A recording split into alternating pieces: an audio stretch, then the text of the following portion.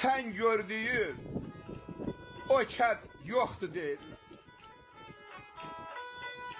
Məhlə-məhlə, küçə-küçə sökülüb, sanki göydən xarabalıq tökülüb. Quruyub çeşmələr ərşə çəkilib, sən gördüyün o kent yoktu deyirlər. Yol irizin kol-köz tutub bağlanıb, od vurublar sinəsinə dağlanıb. İçində bir həsrət, niskil saxlanıb, sən gördüyün o kent yoktu deyirlər. Nə evlərin, nə yurtların izi var.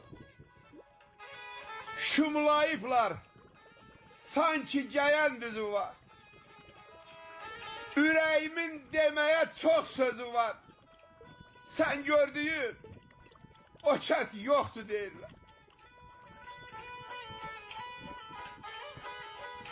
Durum gedim o xaraba yurtlara, sirdaş olum yalquzağa, qutlara. İmad edin, sen güvenme yadlara. Sen gördüğün o kent durur yerinde.